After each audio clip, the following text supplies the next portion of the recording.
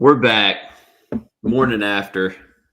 I'm sorry to disappoint, guys. I know we're expecting Riley Wednesdays, but I think I'm guessing some holiday or family stuff came up, so now you're forced with 3 straight days of JK. But at the end of the day, it doesn't matter because you get Dion regardless of if I'm here or not.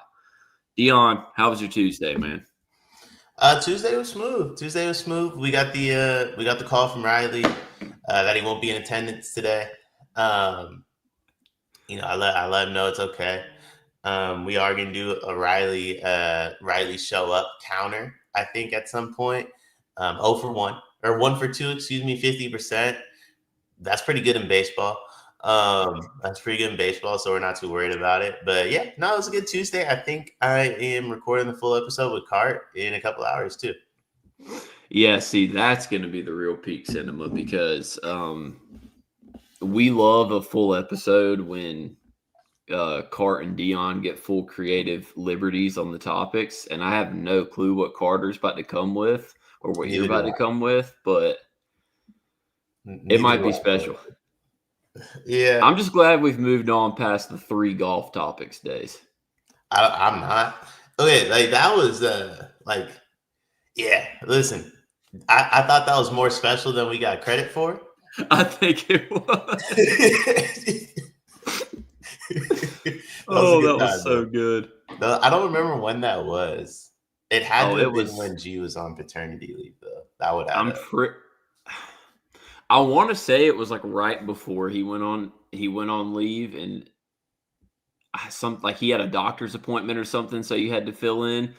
Oh man, that would have been that was an absolute. I'll never forget the next time Greg was on. They did days of the week or something like that.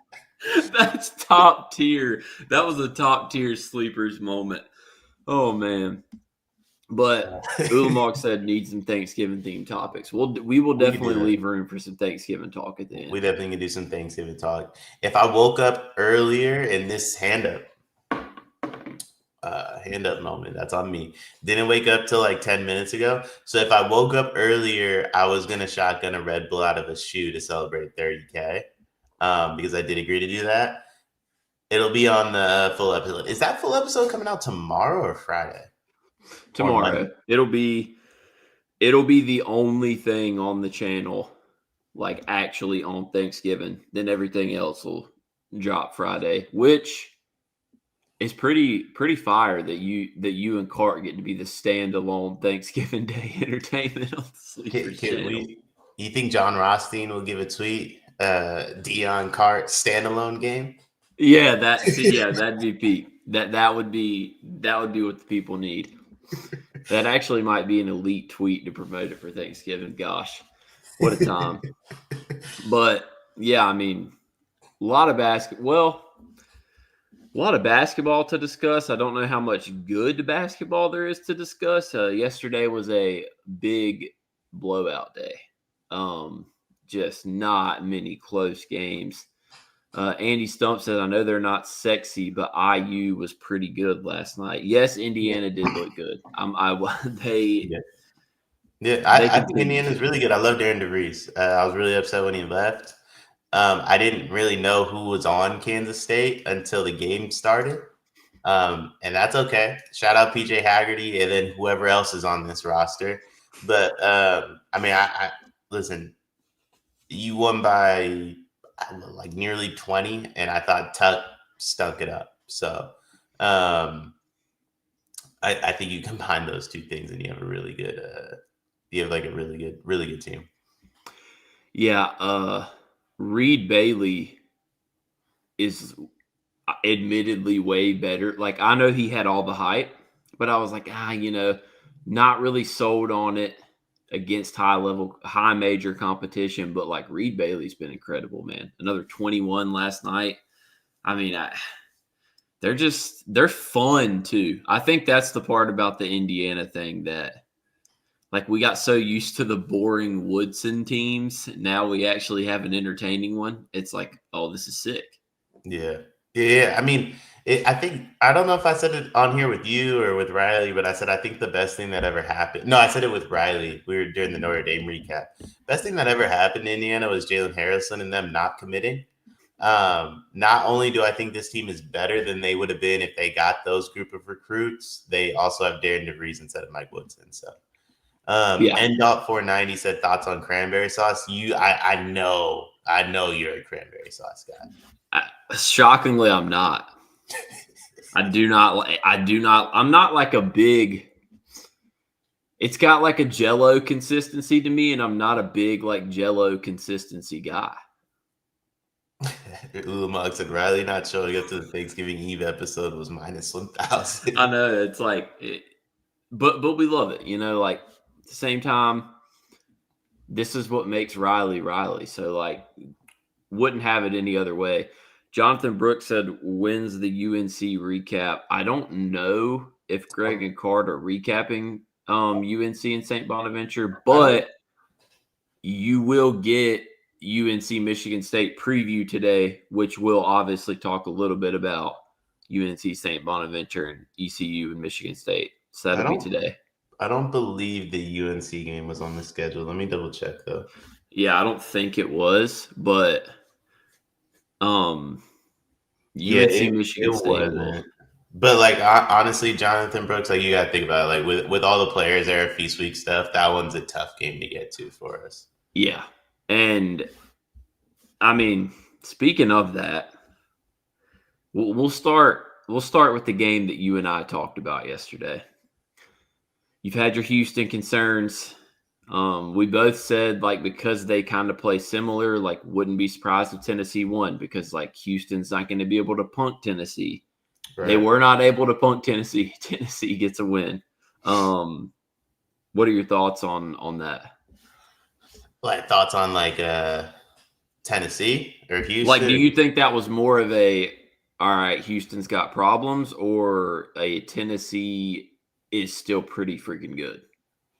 I definitely think Houston has problems. I mean, I think Tennessee is pretty good. I mean, you saw how good Houston can be, right? Like that's why it was such a close game. I feel like, but I do feel like it's very clear. Like Houston has issues. Like, and anyone that wants to say Houston doesn't have issues, like I think we're just lying to ourselves at this point. Like Houston, like Uzan isn't what they wanted him to be. And if this team doesn't start revolving around Kingston Flemings instead of Uzan, I think Houston has like a much bigger issue on their hands in terms of like what they're going to do next. And I'm obviously like a big fan of Kingston Flemings. I'm a big fan of this Houston roster as a whole, but I just feel like something's wrong. They look clunky. They don't look like a team like I necessarily would believe in March, and for that reason, it's really hard for me to get behind some of this stuff. Yeah, at some point, and I understand this hasn't been Kelvin Sampson's thing in the past.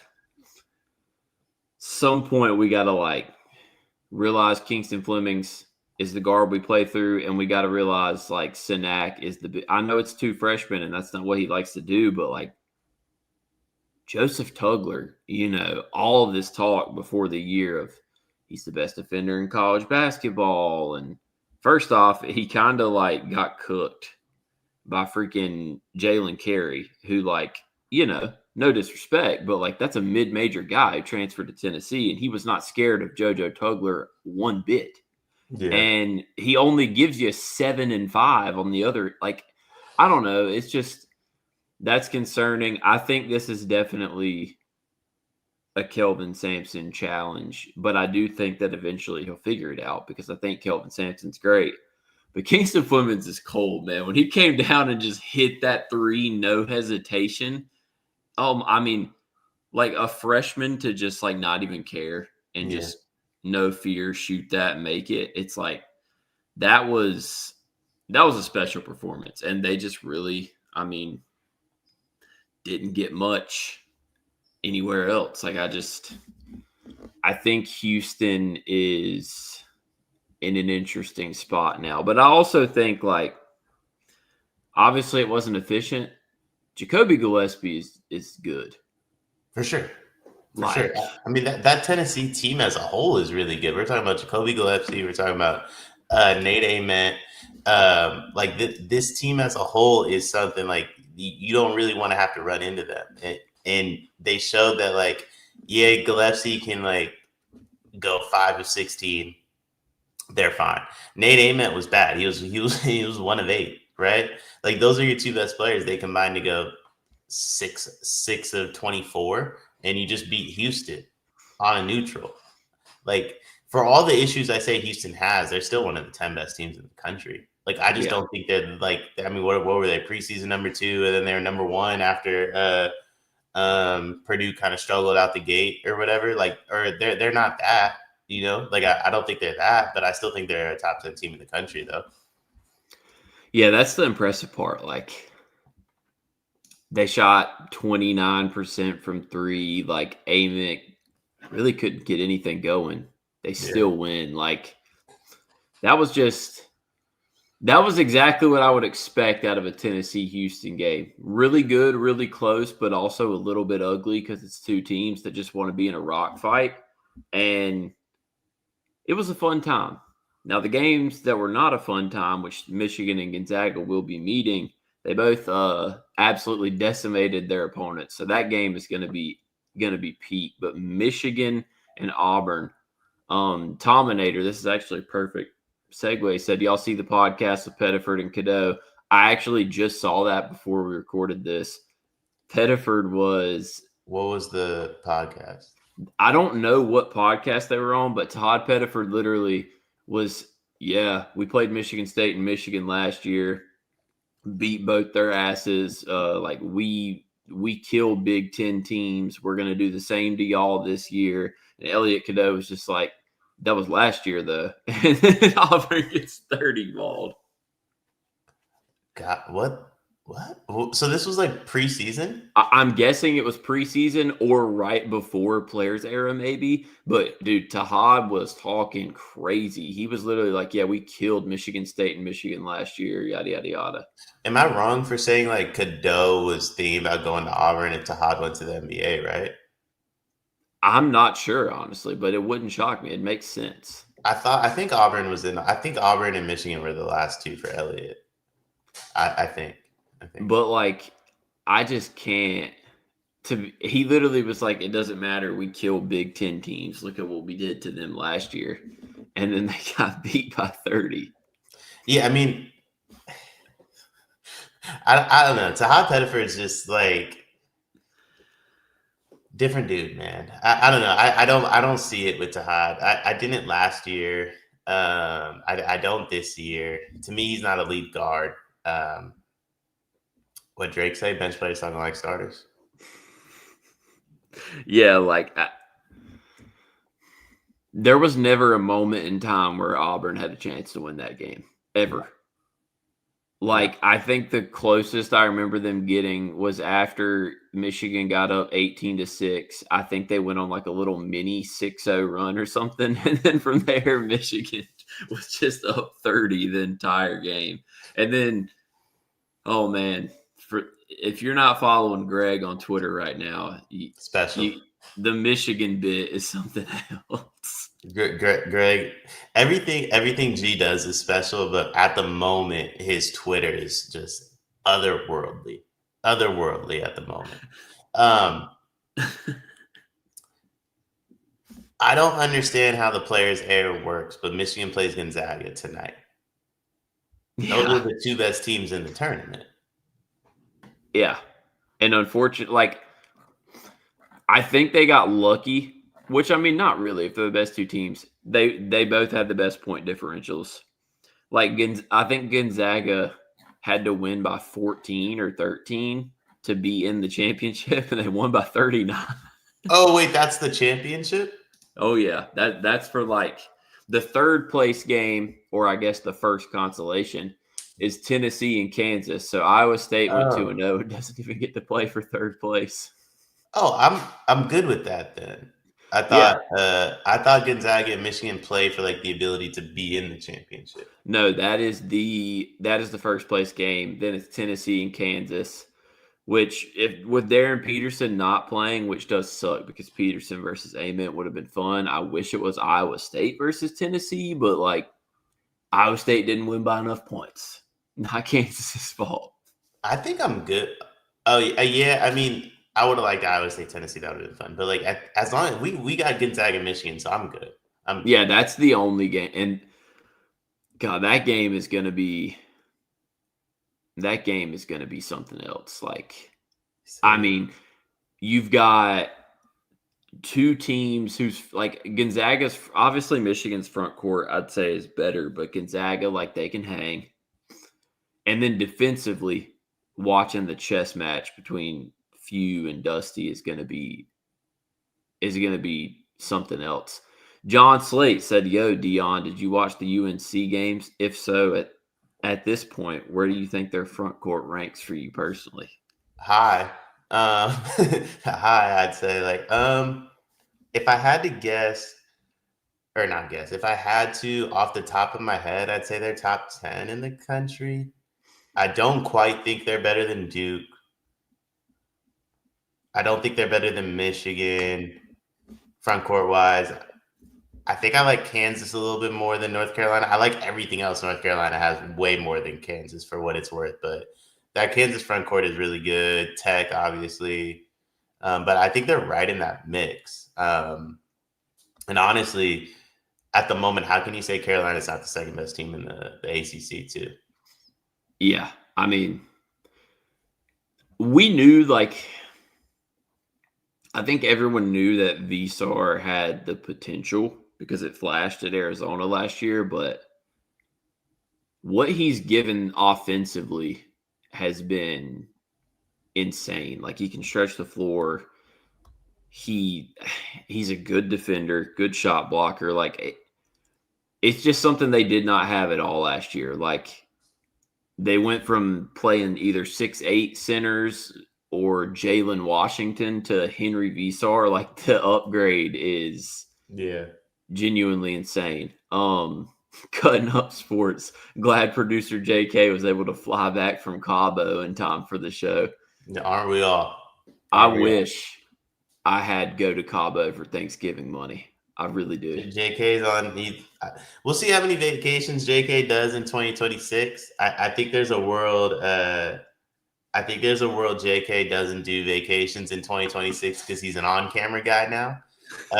That's the thing about producer JK you guys don't know. He doesn't actually want to do anything behind the scenes. He's just stuck doing it because that's where he excels. If you get JK in front of a camera, like he won't miss a day. In fact, he's doing extra work. Still sliding to still sliding to at least one all-inclusive, no doubt. It has to be done. I promise he brings the setup. Like 100% brings the setup. Like he'll be like, "Yo, I can't produce, but don't worry, I'll be there for morning after." Don't worry, morning after live from Puerto Rico coming tomorrow. For sure. That's the thing you guys don't know about producer JK. We asked him to film in San Antonio. Yeah, I get a text from producer JK like probably the day before, like, "Yo, G's got mics. Like y'all are about to be mic'd up, blah blah blah. Like we're filming everything." Only thing that got filmed was something JK was in front of the camera for. Listen, I can't lie though. To be honest, might have to invest in a camera so we can film a proper like vlog. Can I be honest? You got to prove it first, I think, before we go all in on the camera. Yeah, I mean, this is a prove-it year for you and Indy. It's a prove-it year for me too. I got to make it back to the house every night. Yeah. The thing I will say is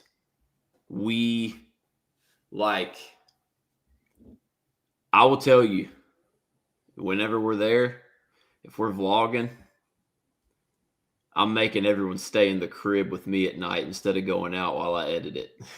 That's crazy. See, producer JK, big like in front of the camera eye guy. Like no one's wanted to be a producer less than producer JK. No, everyone's just gonna have to feel my wrath. You know what I'm saying?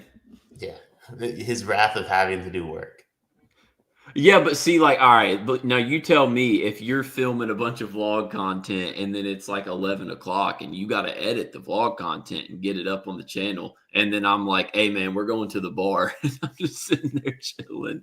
You Yeah. would not do it. I know you would. Well, I'm not a good producer, so I I'm don't have to not a worry about good doing that. producer. Like that's the thing. Like I don't have to worry about doing that stuff because I wouldn't be good at it. And it's still up in the air if I'm good at this. So we'll see. Oh, need morning after from the swim up bar. Crazy. That's crazy. Can you guys give me your Michigan State UNC game predictions? Let me see if the spread's out for that. Um, that's one thing that college basketball has got to do, man. Like we got to stop releasing the spreads like an hour before tip. Yeah, it's not out. It sucks, but I would imagine. I'm not saying that I think That this game's spread at is. 1:30. Yeah, Or I guess 4:30 4:30 for the your time. people My in bad. normal time. You know what? We did all that discussion about like what's wrong with uh like feast week and the tournaments and stuff. You can't put games on Thanksgiving, respectfully. No, you can't compete. Yeah, you can't compete. It's just Like, like football tried to compete with the NBA on Christmas and got smoked. Like some days are just built for some sports. Like Christmas is the NBA's day, Thanksgiving is football's day. I think I'd be good. I'd be good with like an elite players era championship time would be like set like 10 Eastern on yeah, Thanksgiving, and you just get to wind down and it's Gonzaga, Michigan playing for $1 million. Like that would be elite. yeah. So instead, we get like North Carolina and Michigan State tips at the exact same time that Kansas City and Dallas kicks off. Not a good look. Duke and Arkansas tips the exact same moment the Ravens and Bengals kick off. So, Did I yeah. hold on? D Tenzel said I diss my man. Did I miss my man on the lift hating on the Zags? Do I hate on the Zags? I feel like I'm high on them. And if you think I hate on the Zags, that's not fair because Connor's on all the previews and recaps with me. There's no shot I'll ever love the Zags as much as Connor.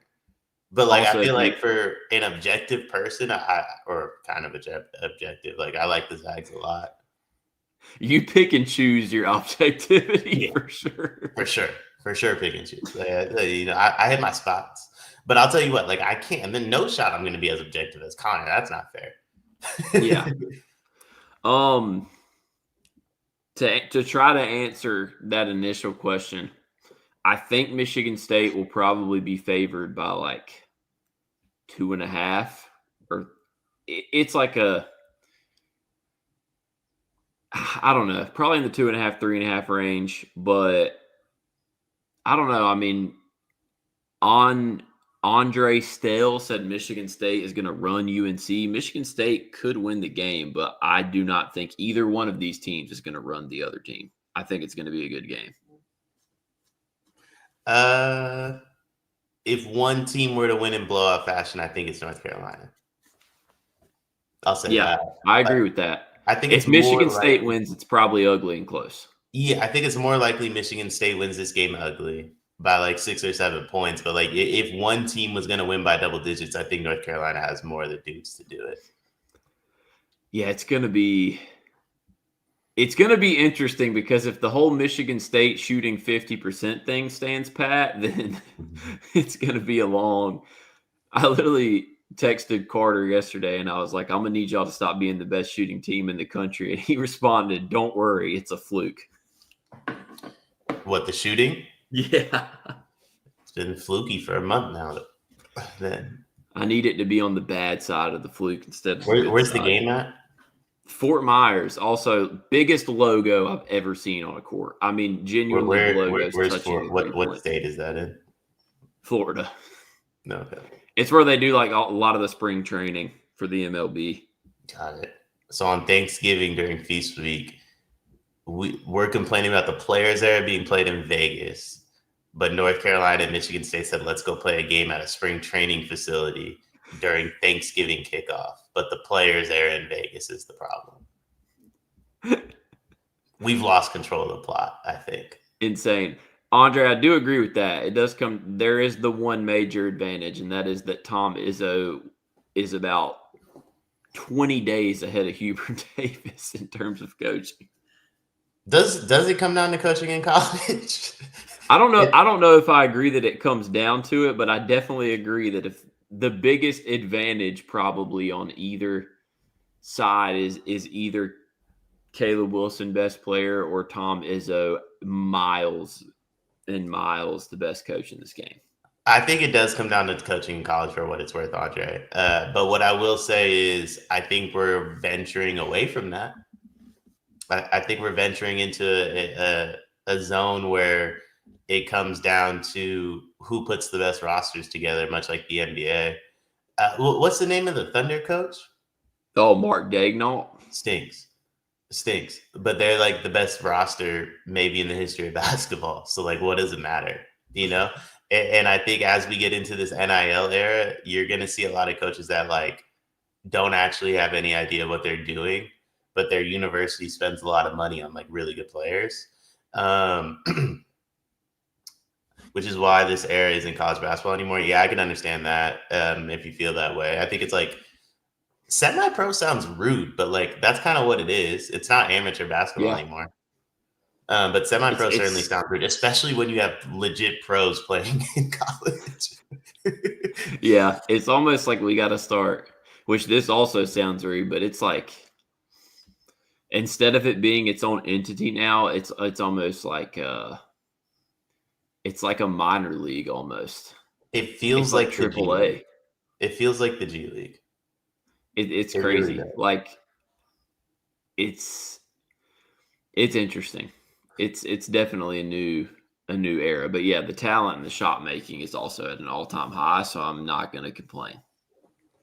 I want to complain about it. And I'm going to. That's not what college basketball is supposed to be. Like college basketball is not supposed to have like this insanely high, like part of the aura and for me, like around college basketball is you did have to like run a set to get a bucket. True. You did pass the ball into the paint. Like at the moment, it's just like go and get yours from behind the 3-point line basketball. And that's fine. I definitely don't want to take away from it. Like that's certainly okay. Like I rock with that. Like, but that's not college basketball. Like that's not what it's supposed to be. Like it's not supposed to just be like you're not supposed to see like 103 to 96 in college basketball, man. It's only 40-minute games. You know that you get 7 fouls each half, like so on and so forth. Like that's not the way the game's designed. I just think it looks weird, but I mean, I'm sure I'll get used to it. Like there's nothing wrong with. I guess there's nothing wrong with more talent. There's nothing wrong with dudes being able to get their own bucket. Like it doesn't feel like college basketball sometimes. I think for what it's worth, that's probably why I'm so hard on Nate Oates. Yeah, I think some of that though is unavoidable. Like it's just the inevitability of like the evolution of athletes. Like basketball players just are it's so different now. Like it's just crazy, man. But I mean, I will say for all of those games, you do get like I think UNC and Michigan State will be a more traditional feeling college game because yes, it has the talent, but like it's going to be rough. Same with like Gonzaga and Michigan. There's the talent, but that game is going to be physical and probably ugly at times. Oh no, I don't think so. I think you're going to see Gonzaga and Michigan get up and down the court and run. It should be everything you're saying, right? Like I think it should. But with $1 million on the line, True. Up and down that court, up and down. How does that work? Does each player get $1 million?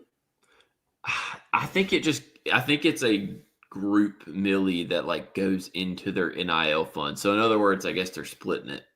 So they get like $50K. Listen, all I know is if I'm Yaxel and me and the walk-ons taking the same split, I'm mad. Yeah, that's crazy. Like I think everybody should get $1 million. Like, where the money at? I know we got it. We're playing in Vegas. You telling me Vegas doesn't have 10 M's to give to some team? We're talking They about got $1 it million. somewhere. Like we're playing for 1 million. Like, come on, man. That's like when the NBA could like have sort of like, yo, like each team's gonna get to split 2 million. At what? Like Braun makes 50 M's. You think he cares about $200,000? That shit's going in Bronny's college fund. Yeah, it's tough. All right, we're at the 30-minute mark, and we promised Thanksgiving talk, so we'll go 35 or so, and we will end with nothing but Thanksgiving. Thanksgiving talk. I was gonna say Thanksgiving episode. You're the producer. You let me know when we're done. Like I'm good with like, a little bit over. What? NIL buckets for the winning school. So the players see nothing, Curtis. Yeah, not directly. They see $0, and the It just school can goes just straight into decide. the Like NIL fund. Yeah. I tell you what, there wouldn't be a more hungover player on the court than me if this was the case. You telling me I flew all the way to Vegas for free just so y'all can make some money, so y'all can hit the portal next year? Absolutely not. I'll be at the blackjack table. I'll be having Bacardi Cokes the whole night. And if I still am able to show up the next day and hoop, that's fine. If I can't, that's also fine. Talking about the NIL collective. How about the collective comes and sees me? Have either of you? All right, Nicole says out of curiosity because she's sitting next to one her mom made. Have either of you heard of sugar cream pie? I have not. I'm not. It sounds good though. It's like Sounds like something I would enjoy. yeah, it sounds good. It's not, but it's like a Boston cream pie. I'm assuming. Never had that either, for what it's worth. Boston cream pie slaps. Boston No, bias aside. it probably doesn't. No, it really does. It's like chocolate with like a cream, pretty much. It's you ever had a Boston cream donut? Why not just get a piece of cake? See, that's my thing with pie, though. Like, I'm not a pie guy unless yeah, it's that's my thing with pumpkin. pie. That's my thing with pie. Is like the good pie flavors, I'd rather just have in a cake. Yeah, I'm not like I do love a pumpkin pie. I'll say that. That's like a Sweet potato. seasonal thing though. Sweet potato goes crazy. And I like key lime too. That's like I will say a key lime pie with some Cool Whip on top slaps. Oh. If you could swap out turkey for a different meat, pause. On Thanksgiving, what are we picking? That's tough. I love Thanksgiving turkey. First off, there will be no removing Thanksgiving turkey from the discourse. Oh, that sugar cream pie thing looks fire. It's a creme brulee filling with cinnamon on top. Yeah. Yeah, that might be the one. Basic creme brulee is good enough for me. You start talking about we're throwing cinnamon and stuff on top. That might be the one. Can I swap turkey out for that? I'd probably say. Can I be honest? I'm not a huge Thanksgiving food guy. For the sake of making it still feel like Thanksgiving, I'll say I'll swap it for chicken because like the look is the same. The look is the same, and like I don't know. I just feel like steak is like too heavy to go with Thanksgiving sides. You know what I'm saying? You're swapping turkey out for like something you have literally any day of the week. Well, I mean, if you think about it though, with the exception of that, like there's really not many meats that you don't have throughout the week. Like pause.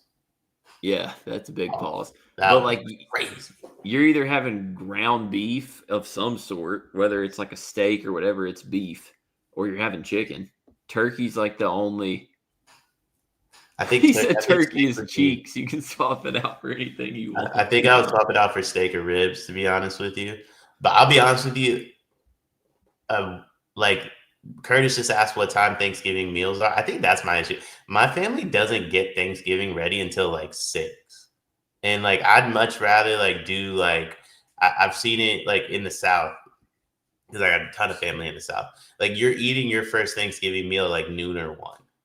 And to me, that's like peak. And then you can do whatever you want at night. And it doesn't have to like, it doesn't have to be around the table, so on and so forth. Like my family's eating at like 6. Like it takes forever to get to that point. And by the time we get around to like the Thanksgiving dinner, I just don't care anymore. Yeah, see, I've got a good setup where it's like my family eats at like 12:30. Yeah. Then chill, watch the now 1:00 because they moved it back from 12:00 football game. Did they really? Yeah, so stupid.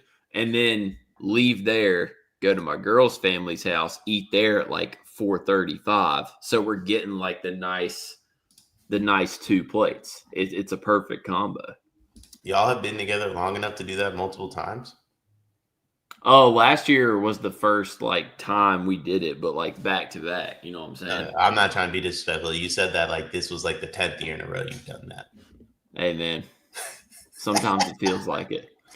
He said, I mean, JK said that with so much confidence. Y'all would have thought they were married for 25 years. Respect, though. Respect. Hey, first off, anyone who knows, hey, Delia, I'm on the same schedule. It's a peak schedule. Being able to get that first meal in at 12:30 is classic. I do agree with that. I do. I definitely agree with that So portion of it. you don't start till 6 West Coast. If I'm lucky, yeah. God Almighty! So by the time you're eating, it's 9 o'clock here, and I'm like, I've already had like 3 plates. To be honest, I haven't gone home for Thanksgiving every year since like COVID started. I kind of like it's probably been like twice because and my family knows this. Like I said, I don't understand Thanksgiving. You know, like we cook a bunch of food. I just think my mom could make whenever. It doesn't it doesn't feel like it needs to be a day for like some turkey, greens, yams, like cornbread. Like my grandma used to like my grandma used to make that on a Wednesday evening. You know what I'm saying? Like it doesn't feel like we need to do like a big like thing for it. So like I've never been big on Thanksgiving. You know, not to get into the other aspect of it, I'm not huge on like what the holiday means either. To be completely honest. And so like you combine the two, and I've never been a big Thanksgiving guy. So it doesn't really affect me when we have dinner because there's been a couple Thanksgiving where like I'm just like, yo, can you pack up some stuff? I'm gonna take it home. Then I'm up out of there. Yeah, I get what you're saying for sure. I think the reason I like the Thanksgiving menu so much is because like it's a it's a huge culmination of things that you can cook throughout the year, but like it's the first time and only time of the year where like you're cooking them all at once. I agree with that, but I think that's because we were told we can only do this one day a year.